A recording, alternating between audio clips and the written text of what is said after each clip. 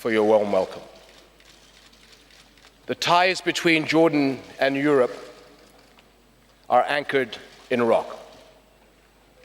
It is more than our mutual interest in the prosperity and security of our multi-regional neighborhood.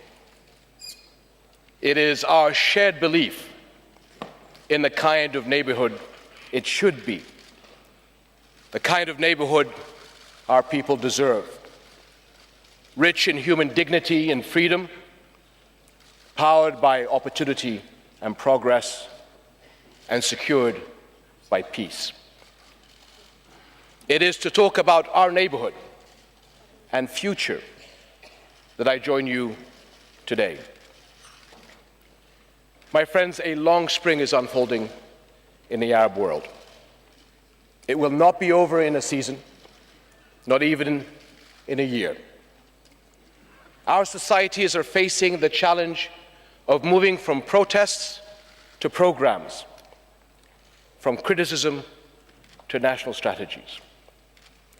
Different countries will take different paths. In some countries, debate and consensus are in the air. Elsewhere, we are seeing the winds of division and reaction, bringing instability, violence, and a region-wide cost. There are outside actors that seek to take advantage of discord. The risks and uncertainties are real. But I speak for millions when I say the Arab world is awake, and positive challenge is on the move.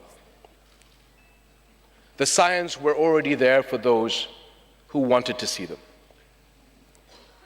For a decade or more, people across the region had been raising questions, nurturing aspirations, seeking meaningful reform, and empowering civil society, especially women and our digitally connected, globally aware youth. Events added to the urgency.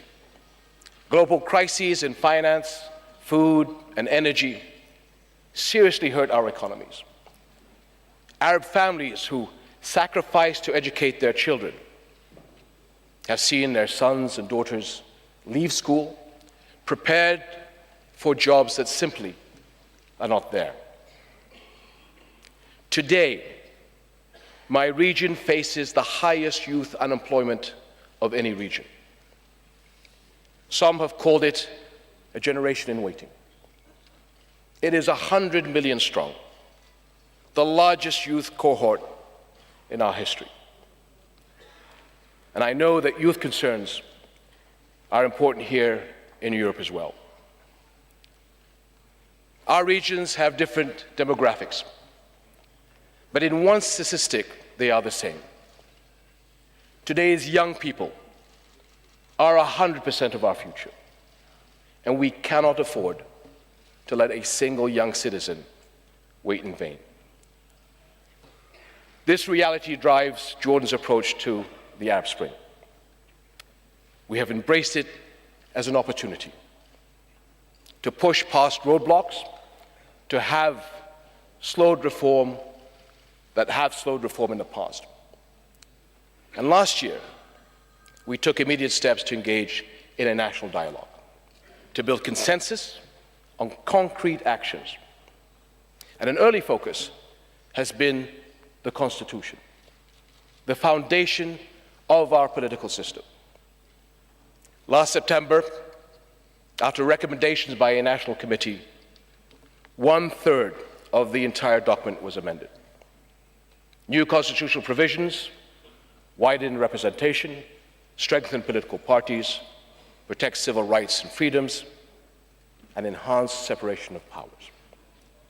Other milestones include new laws on political parties and municipal and national elections, as well as legislation for the new Constitutional Court and Independent Elections Commission.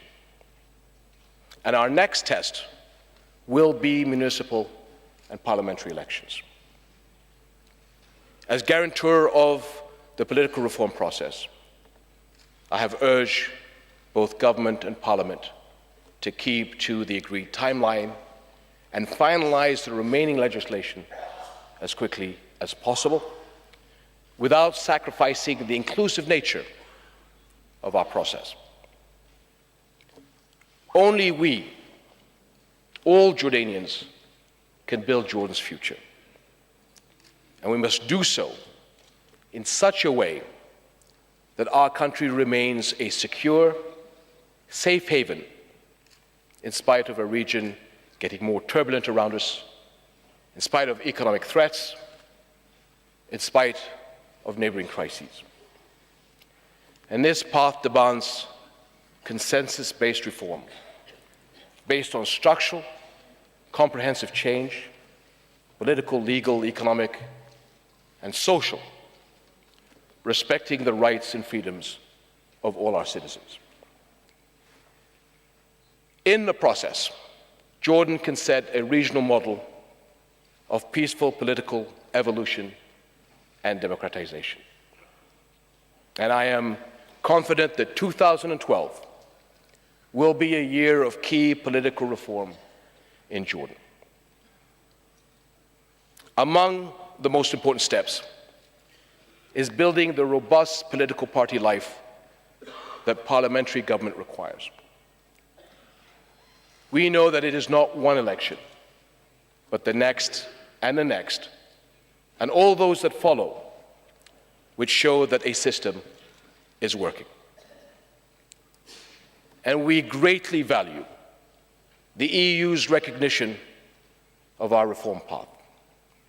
And just 2 months ago, the new EU-Jordan Task Force met in Amman to discuss key programs that will support our reform priorities: democratic institutions, civil society, job creation, local economic development, human assistance, and more.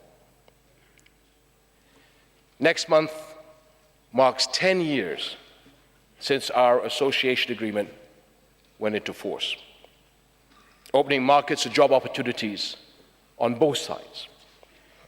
And I hope these opportunities, now strengthened by our advanced status partnership, will further blossom in the years ahead. Jordan has pursued its domestic goals despite regional conflict. But my friends, peace must come if our region is to thrive and be secure. We cannot afford one more generation in waiting for a Palestinian state.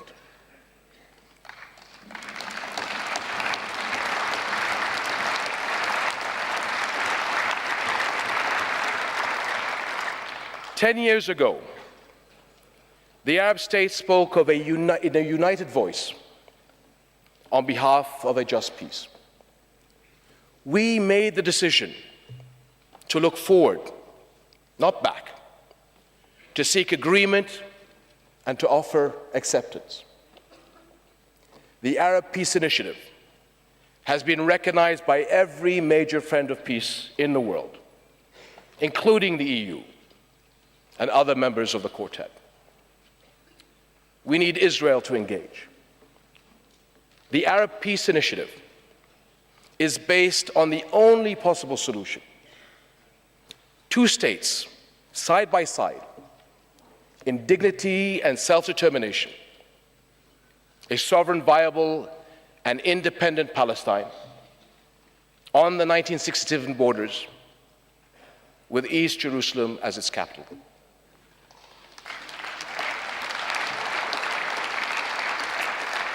And collective peace and security guarantees for Israel, and a final settlement in accordance with UN resolutions and the agreed resolution of all final status issues.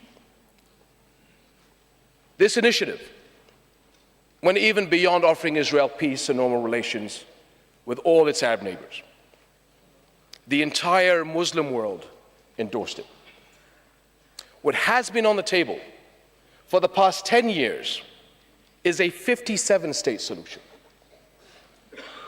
Now, some political elements point to the change in the Arab world and tell the Israeli people that negotiations can wait. There is no time to wait. The Arab Spring is rooted in a profound call for human respect. No affront is felt more deeply than the Israeli occupation. The longer Palestinian suffering endures, the longer settlement building continues, the greater the frustrations, dangers, and unknowns. If we cross the line where the two-state solution is no longer possible, Israel will be further than ever from real security. And it would take decades, even generations, for peace to regain the initiative. Jordan sees an effective peace process as a moral duty and a strategic interest, and we continue to pursue results. This year in Amman, we succeeded in getting negotiators back to the table several times. We would not have been able to do so without the magnificent work of European diplomacy, energizing contacts, mobilizing support, keeping up the pressure for peace, and most important, keeping hope alive. Indeed, over the past 2 years, the European Union has been an invaluable friend to those on both sides working for peace in the Middle East. The exploratory talks in Amman were baby steps, giving the parties an opportunity to resume bilateral contacts. Now the process needs a quantum leap forward, and EU partnership is vital. The EU has taken a principled stand for a just two-state solution and against the illegal settlement building that is obstructing progress. You understand the global risks of continued conflict and the global benefits of peace. And you hold tremendous credibility for your experience in building democratic institutions, security, and trust. And I hope you can bring all this to bear in the days ahead. My friends, many peoples, one neighborhood, and one future. This is the challenge for Europe and the Middle East. And it is our strength. Together we face immense issues: economic, political, peace. The solutions are complex and the path forward difficult. But together we have the will and the wisdom to reach the goals we seek. And together we can succeed. Thank you very much.